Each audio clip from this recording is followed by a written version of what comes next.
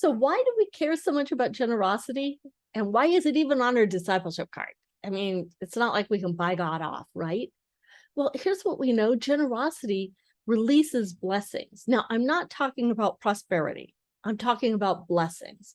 Prosperity is a financial thing that we go, okay, we have all the things we want and more too, and we have an abundance of things. But blessings is not just that. It's more than that. It's that spiritual blessing. It's that spiritual gift that you have because you're doing what God has called you to do and you're lining up with God's laws.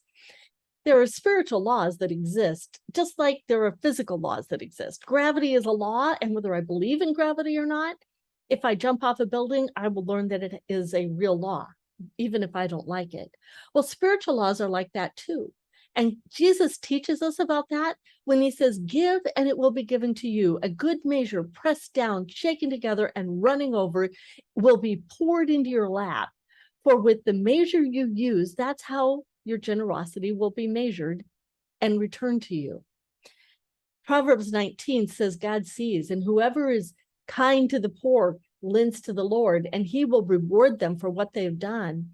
And Proverbs 28 says, those who give to the poor will lack nothing, but those who close their eyes will receive many curses. You notice it didn't say they'll run out of money, but curses are a lack of blessing.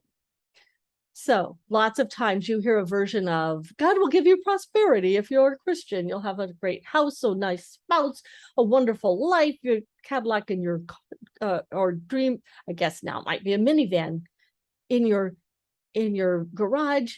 But when you look at the life of Jesus and his followers, I think that's a tough sell to say that's really what is said. But like many of the great turnarounds in our understanding, we find in the teachings of Jesus that spiritual laws are just as sure, but totally the opposite of what our physical understanding grasps.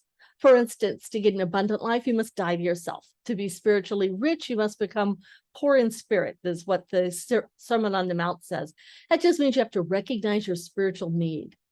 To have a blessed life in line with God's spiritual laws, you must tithe. We see in the Old Testament when they didn't give, they paid a price much greater than the cost of the tithe would have been. And you must give all that you have to the poor. Remember the rich young ruler? He wants everything. He says, what do I have to do to be saved? And God says, Jesus says, what you really have to give up is the thing you're holding closer to you than you are your soul, so that you can gain riches that you can't even imagine exist yet. God wants to bless you, but he doesn't want you to use him as a genie that will give you your 3 wishes. He wants you to love him so much and trust him so much that you know what you're going to get from him is worth more than anything you could possibly imagine.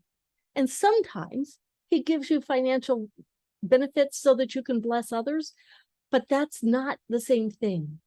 So today, this week, what I want you to do to move to the right on your generosity is to find one thing you've been holding back for yourself, hoping God won't touch, and turn it around this week and see how God blesses you. That's your challenge for this week. See you next time.